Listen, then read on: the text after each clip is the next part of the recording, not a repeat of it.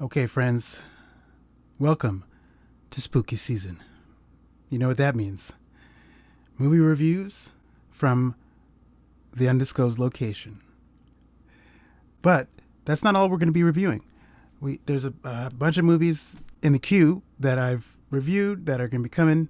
And so for those ones, they will be coming out alongside some of the movies that I'll be reviewing for the October spooky season. So get ready for that. Okay, with the housekeeping out of the way, the first movie for this year's spooky season situation, Jennifer's Body. Let's talk about it.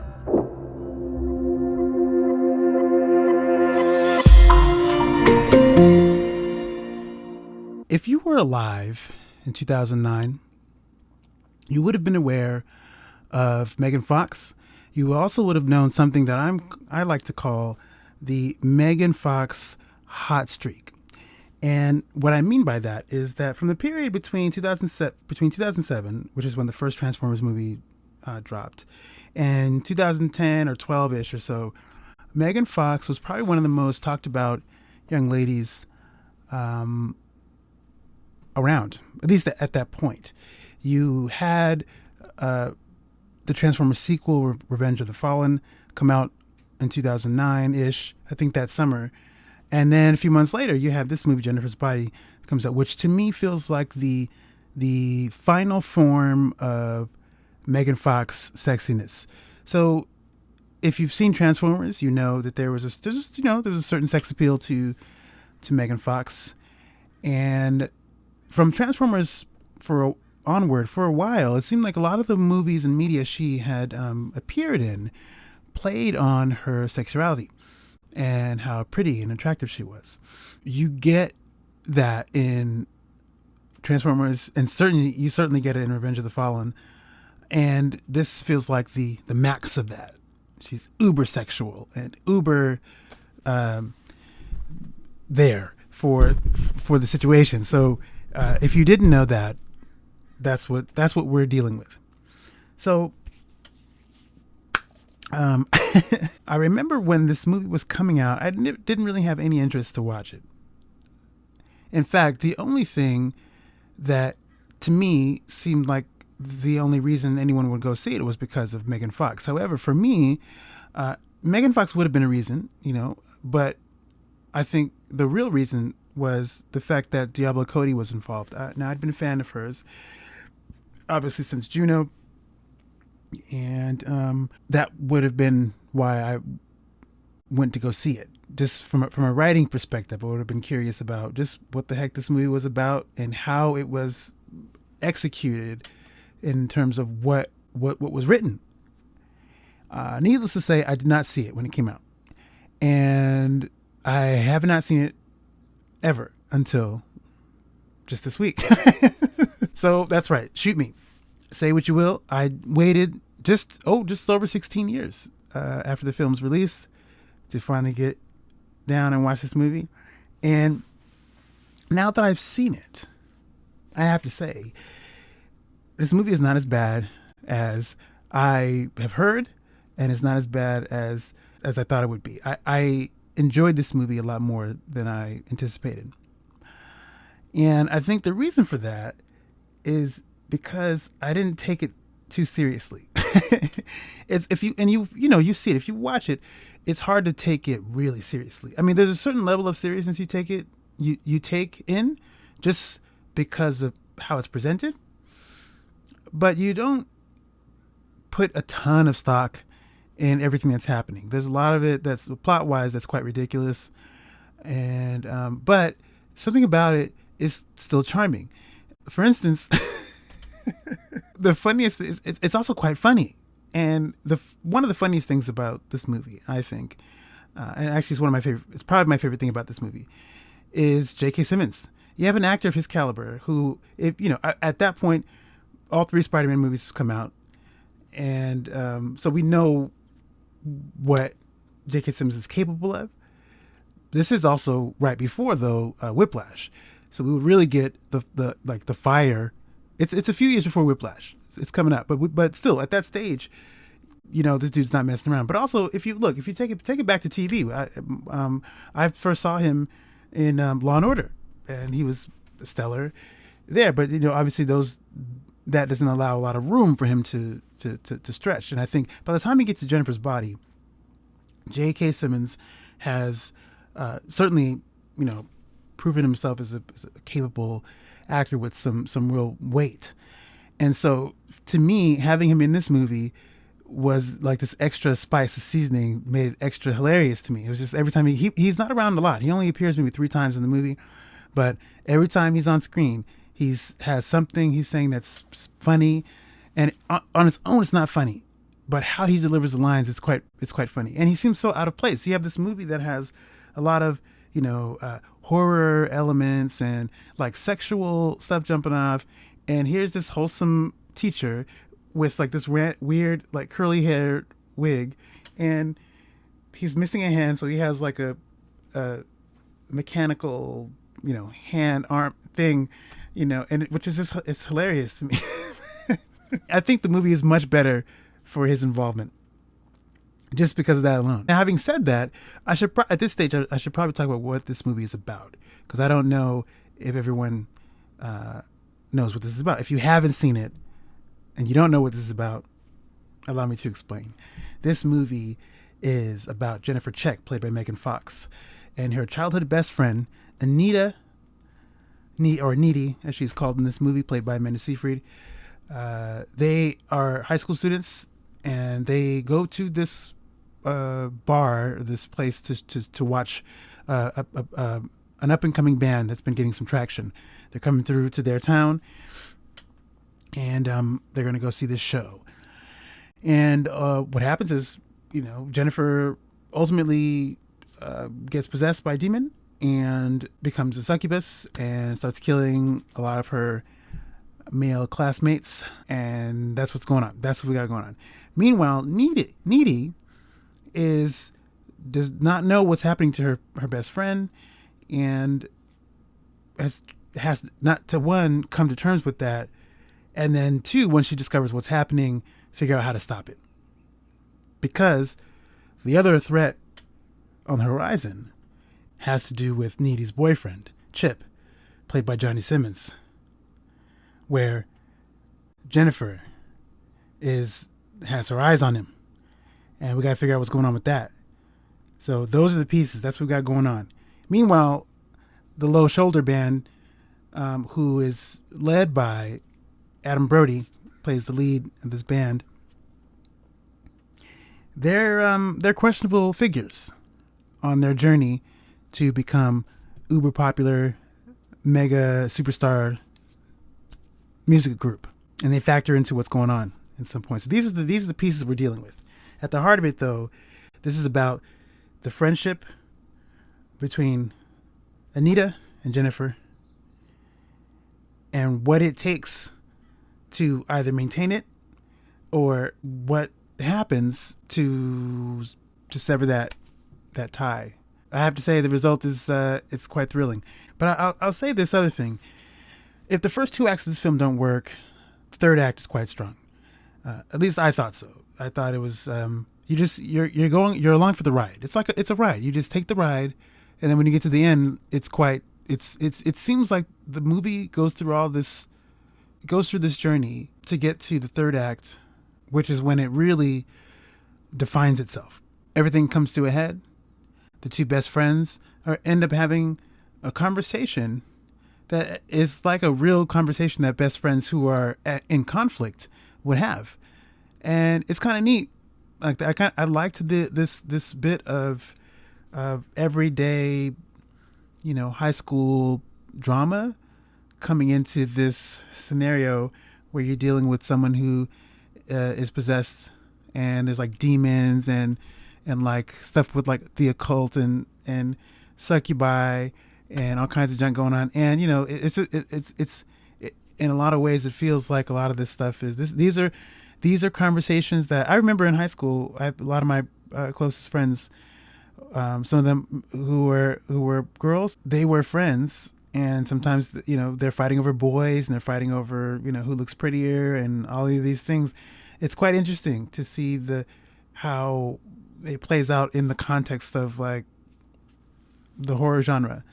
Because I think you could make a case, figuratively anyway, that high school in some ways for a lot of kids is an endless horror movie.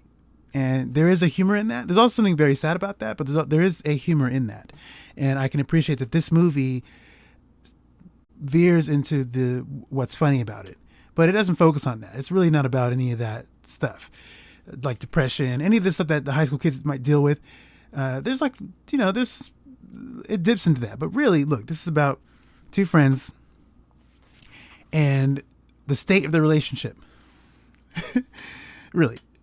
It's about other things too, but this is what I take from it. Like the heart of it, the core thread.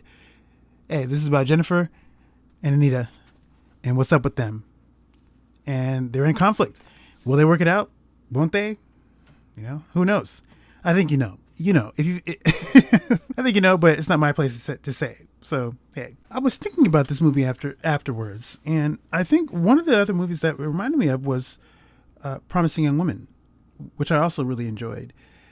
And the particularly the end of this movie reminded me of that, which it has to do with Needy going to pay a visit to the band Low Shoulder. I mentioned earlier they're kind of shady, and they need some justice. They need their comeuppance for their hand in how everything went down in this movie. And so two things. The difference though about between Promising Young Woman and this movie as it pertains to the main character and another female character that they were either close to or have some sort of close ties to is that Needy and Jennifer, they were best friends in childhood. But what we see is that they have actually very little in common. So how close are they actually? Is Jennifer just keeping Needy around just because she feel sorry for her because she's like the less pretty one, she's not as popular or whatever the things that come up in this situation. That obviously was not the relationship between the two friends in Promising Young Woman. But the similarities are that you have both main characters in both movies end up going down a path that leads them to take steps against men who have either wronged them or wronged people they care about. And I appreciated that. From a technical perspective, there are some cool things about this movie. There are cool shots in this film. There are cool, actually really nice atmospheric shots too. There are a couple things at night. Jennifer is walking home in the woods and then she meets a fellow classmate in the woods. There's a wide shot of that that's very atmospheric and very moody and puts you in the headspace of what's going on. It's actually quite really nicely photographed.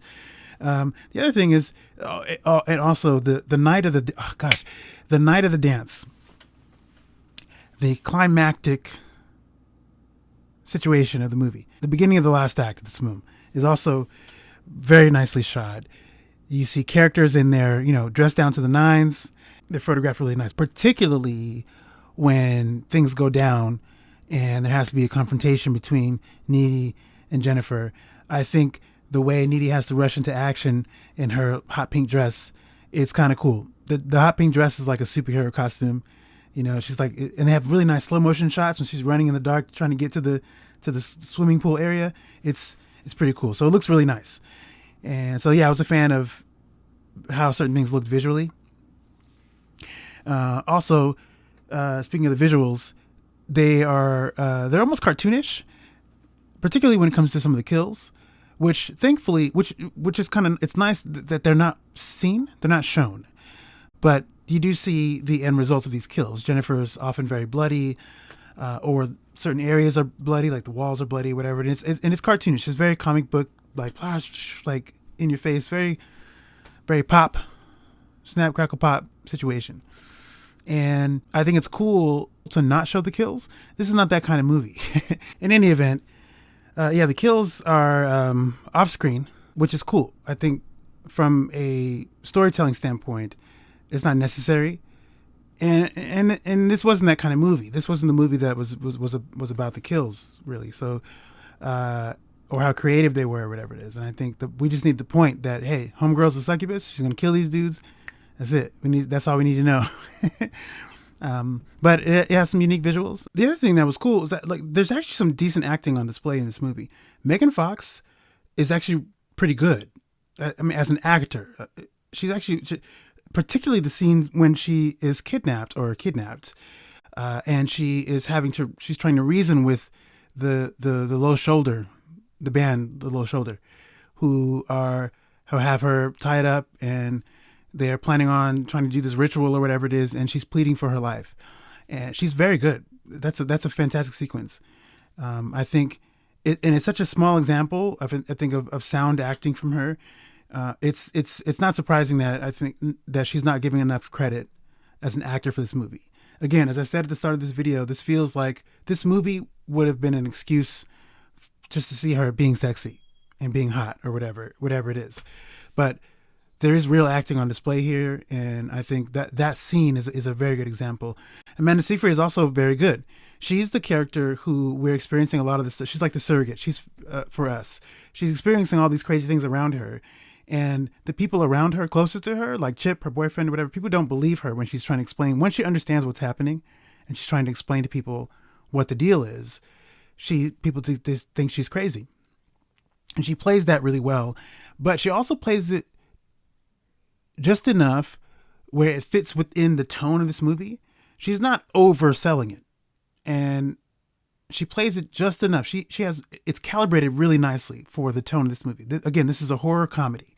So the comedy part is not lost. You feel that it's a nice container. The horror is like in the middle. It's like the heart of the tonally, but the comedy encompasses this movie, and I think that dictates how we see some of the performances, which is why for the majority of the movie, there's a lot of silliness going on, and I think the acting of all the characters reflects that. Johnny Simmons is also pretty good. The movie doesn't give him a lot to work with, but I think he's pretty good too. So decent acting on display. And this movie is not going to be high on people's horror movie lists, but it's fun. And it's actually something you can watch mindlessly, on a Halloween night. You could have some friends over, have some popcorn, some snacks, stuff like that. It's one of those movies you can just throw on and not really think too much about. I think it serves that purpose, and that is good enough. I feel like for me, I personally became more invested in the last act.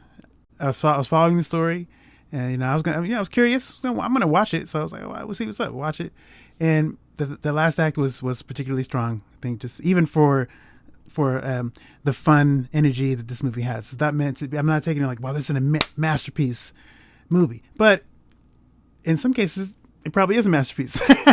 Anyway, I had fun with it. If you haven't seen it, or if you haven't seen it in a while, you might consider, giving it another watch and see what you make of it. You might like it this time. But that's going to do it for this review. Thank you for taking the time. If you stayed behind this long watching me rant about this movie, I appreciate your time. I hope you take it easy. Have a good day, and I'll be back. I'll see you in the next video.